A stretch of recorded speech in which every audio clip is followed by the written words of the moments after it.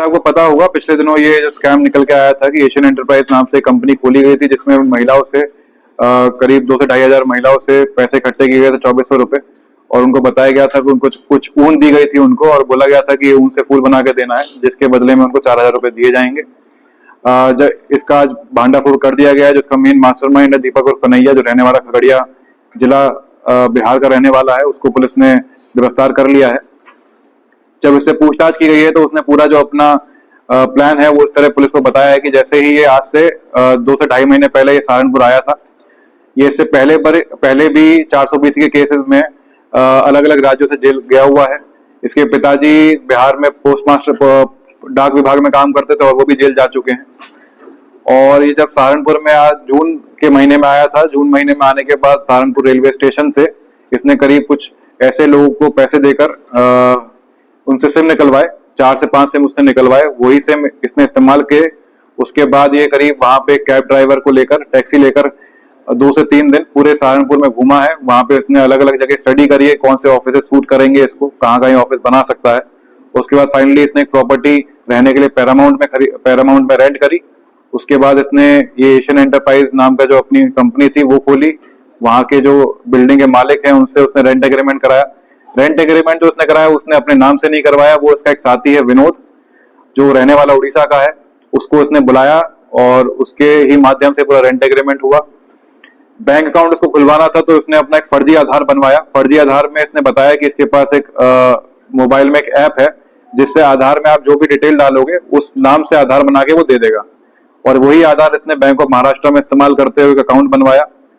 तो इस तरह से इसने पूरी तरह से प्लानिंग करी। वहां पर जो एम्प्लॉयज रखे थे, 20 से 25 एम्प्लॉयज उसने रखे थे एजेंट के रूप में, वो उसने OLX के माध्यम से एडवर्टीजमेंट देके रखे। उनको इंसेंटिव देने का भी इसने प्रलोभन दिया था, और इस तरह से ये अपनी आगे जितनी महिलाओं हैं वो बढ़ा रहा था। ये भी बताने वाली बात होगी, जो इसने ये बोला था कि जो महिला को लेकर आएगा उसको पर महिला 400 रुपए भी मिला करेंगे एज अ कमीशन, तो वो भी ये बांटता जा रहा था। ये जहां से ऊन की सप्लाई लेता था वो सदर बाजार दिल्ली से लिया करता था।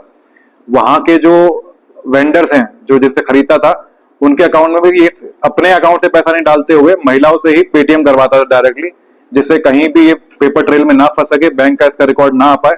तो इस तरह से पूरा शातिर गिरोह इसने चला के ये करीब यहाँ से 24 से 25 लाख की इसने जो नेट अमाउंट है ये यहाँ से लेकर फरार हो गया था।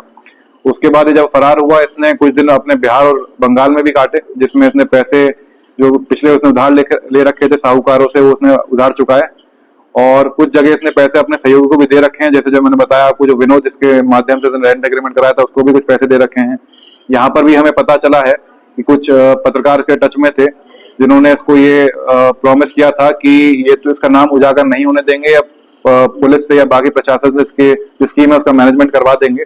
तो उसके भी पैसे इसने कुछ पत्रकारों को यहाँ पे दिए हैं, जिसमें अभी विवेचना प्रचलित है। सर क्या कुछ नाम भी उन पत्रकारों के सामने है जो पत्रकार हैं इसमें? अभी जैसे मैंने आपको बताया विवेचना प्रचलित है, गोपनीयता की वजह से अभी तक नाम डिस्क्लोज नहीं करे जा रहे, लेकिन जैसे ही हमें हार्ड एविडेंसेस मिलेंगे उनके पत्रकारों के विरुद्ध तो हम नाम डिस्क्लोज करेंगे। आज बरामदगी क्या हुई है? जी आज बरामदगी करीब कुछ 5.5-6 लाख रुपए की बरामदगी हुई है इससे, और इससे पहले भी जो इससे पहले अभी गया था इसके सहयोगी, उससे भी कुछ बरामदगी हुई थी, और कुछ बैंक में भी हमने पैसा फ्रीज कर रखा है। टोटल 10 से 11 लाख की इसमें अभी तक बरामदगी हो चुकी है पूरे केस में। किस प्रकार से महिलाओं को ट्रेस किया जा रहा है जिनके पैसे जो है रिकवरी की जो वापस की जा सकते हैं? जी कुछ जब हमने इनके ऑफिसेस को सीज किया था तो हमने जब वहां पे देखे थे तो कुछ रिकॉर्ड्स मिले हैं, और जो एम्प्लॉयज इनके यहाँ काम करते थे उनसे भी पूछताछ की जा रही है। तो एक पूरा डेटा बन रहा है। 2 से 2,500 जो महिलाएं हैं जिन्होंने पैसे जमा करवाए थे, कुछ जो बैंक में आए थे वो बैंक अकाउंट के माध्यम से ट्रेस किए जा रहे हैं।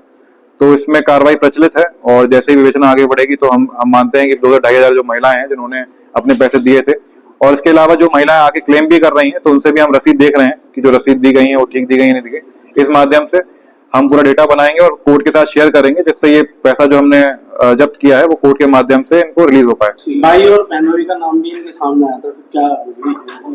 जी वही मैंने आपको बताया, ये कुछ इनके सहयोगी हैं जिन्होंने चाहे इनको छुपाने में सह दी है या इनके पैसों को ठिकाने में सह दी है। तो जैसे जैसे विवेचना चलेगी जिसका रूल सामने आता रहेगा उस पर कार्रवाई होती रहेगी।